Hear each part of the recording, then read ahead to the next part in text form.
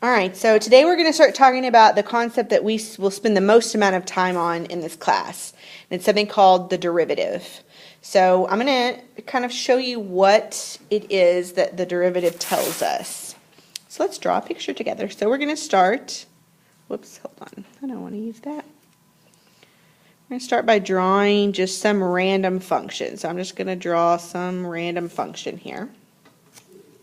And I'm going to label 2 points on this function. The first one I'm going to call the x-coordinate x, and I'm going to call the y-coordinate f of x.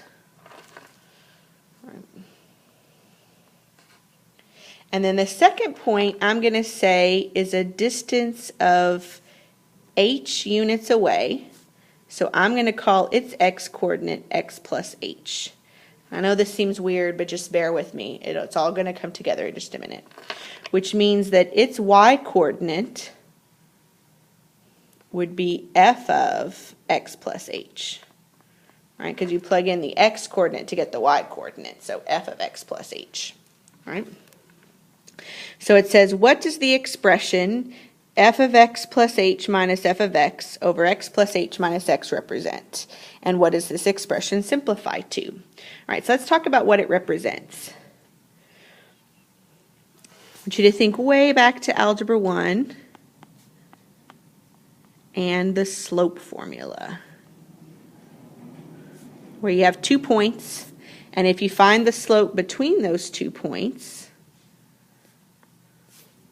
you take the y-coordinate of the second point minus the y-coordinate of the first point. So the y-coordinate of the second point minus the y-coordinate of the first point. That's what we have on top here. F of x plus h is the y-coordinate of that second point. F of x is the y-coordinate of our first point. Then on the bottom you subtract the x-coordinates. So the x-coordinates were x plus h and x. Right? So this represents the slope of the line between these 2 points. We call this line, because it cuts through 2 points on the graph, we call this a secant line. I know we're using the word secant, and secant's also a trig ratio, but they're not the same thing. This is talking about a line that cuts through a graph at 2 points. It's called the secant line. All right, so then the second part of this question said, what does this simplify to? What does this expression simplify to? This one. So basically, if you take the bottom and you combine like terms, x plus h minus x, the x's cancel out, and you get this. This is called the difference quotient, which, if you think about it, kind of makes sense. Difference means subtract, and quotient means divide, and that's what we've done here. So here's the calculus part of it, though. If you look at the next question, it says, as h, the distance between the x values, x and x plus h, approaches 0, what happens to the secant line? Unfortunately, I can't animate this for you, but if you think about what would happen if we moved this second point closer and closer to this first point, and we drew secant lines every time. Right? We'd have a secant line like this, then like this, then like this, then like this. It's kind of hard to see this, and I'll give you a link to an animation you can go watch, and we'll watch one tomorrow in class. But what happens is the secant line gets closer and closer to being what we call a tangent line, where it just touches the graph at 1 point. Instead of slicing through the graph at 2 points, it touches the graph in 1 point. So the answer to this next question, as h gets closer and closer to 0, the secant line gets closer and closer to being the tangent line. It gets closer to a tangent line. A line that just touches the graph in one place instead of slicing through the graph in 2 places. So we're going to kind of combine the ideas between these last 2 problems. Here's our expression that we got when we simplified the slope. And now this lets h get closer and closer to 0. That's what happens as h approaches 0. The limit as h approaches 0. So this would give us the slope of the tangent line, We said if h gets close to 0, we're getting closer and closer to a tangent line, and we said that this expression was slope. So we're talking about the slope of the tangent line. And that's what a derivative is. So you may wonder, why is this such a big deal? Remember, slope tells us the rate that something is changing. And rate of change has lots and lots of real-world applications. Your pay, if you get paid by the hour, is a slope, is a rate of change. The mileage you get on your car is a rate of change. How the stocks go up and down is a rate of change. And rate of change is slope. And so slope has lots and lots of real-world applications. So being able to find a derivative is important. Okay, so let's look at this in an application problem here. So we have this function, negative x squared plus 4x plus 1. And we want to find this derivative, this limit that represents the derivative. All right, so let's start. F of x plus h means to plug x plus h into the f function. So that means we're going to come over here to our f function, and everywhere there's an x, we're going to put an x plus h.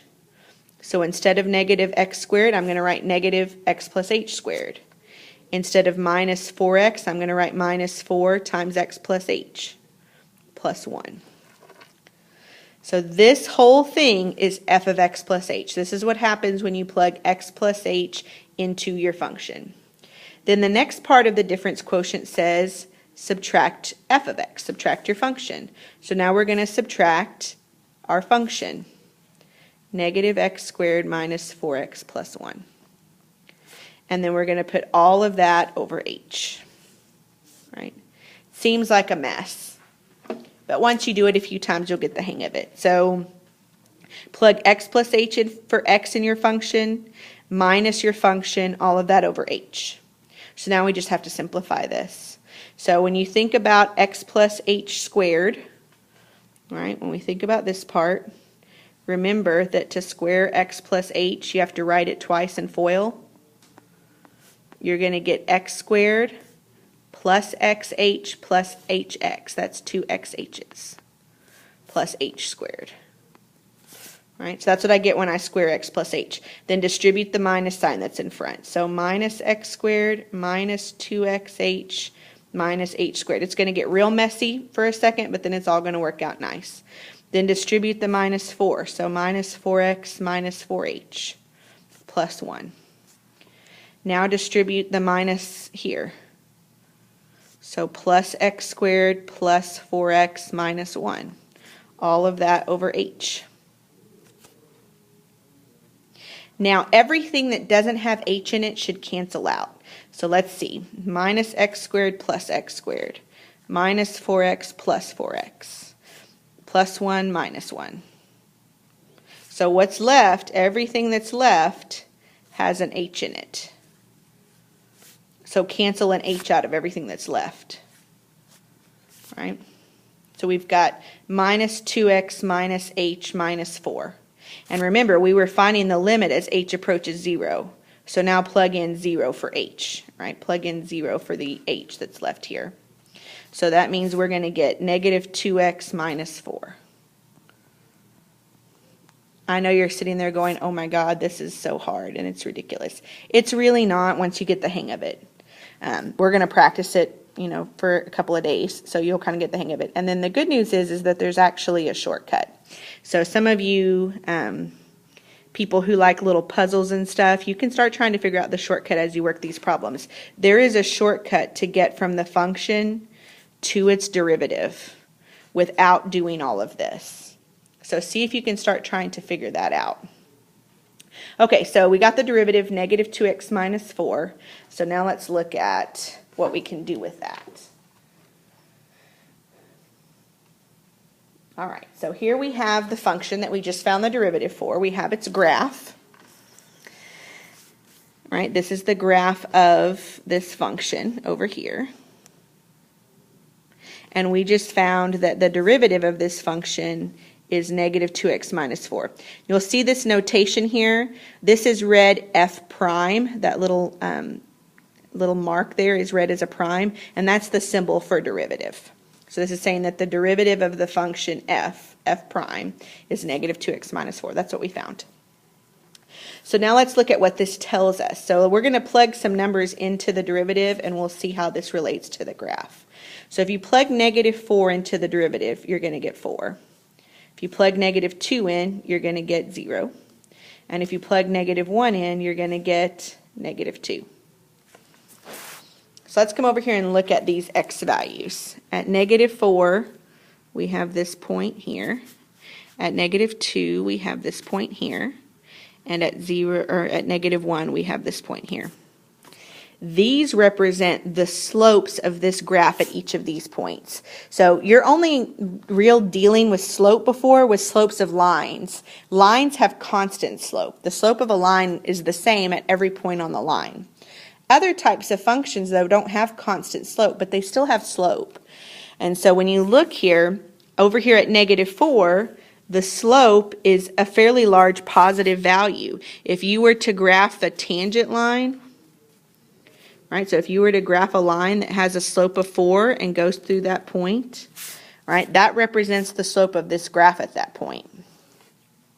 At -2, the slope is 0. Right, there's no slope here at the top of this parabola. And then over here at -1, at this point that's at where x is -1, the slope is -2. If you draw a line that has a slope of -2, it makes a tangent line that has the same slope as this graph. Right, so the derivative tells you the slope of your function at any point on the function. I know I've gone over my 10 minutes here. I'm probably not going to do all the rest of these, but I just want to finish this up here. So the definition of the derivative and what it represents graphically. The derivative definition is this limit as h approaches 0 of f of x plus h minus f of x over h. This is the formula you need for finding the derivative. And it represents the slope of your function.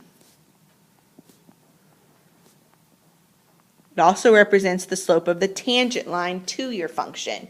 The point that you're finding the slope at is the point that has the same slope as the tangent line. So it's a point that those two things have in common.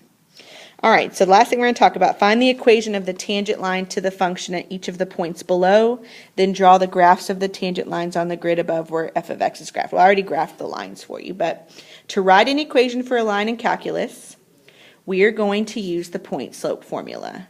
You need to make sure that you know this formula by heart, because every time we write an equation for a line, we're going to use this formula. So forget y equals mx plus b, we're going to use this. To use this formula, you need a y coordinate and an x coordinate from an ordered pair, and you need a slope. So if you look back up at -4, back up at the graph at -4, the ordered pair there was -4, 1. And then the slope that we found in that table was 4. So our equation would be y minus 1 equals 4 times x minus -4 would be plus 4. At -2, the ordered pair was -2, 5, and the slope was 0. So our equation would be y minus 5 equals 0 times x plus 2. And then at -1, the ordered pair was -1, 4, and the slope was -2. So our equation would be y minus 4 equals -2 times x plus 1. All right, so the big idea here is you need this formula. You need to know what it represents. You need to know when you write equations for lines, you're going to use point slope. Okay, so we're going to call it, because I've gone, almost to 15 minutes now. So we'll finish up these notes tomorrow in class, and we'll do some more examples together.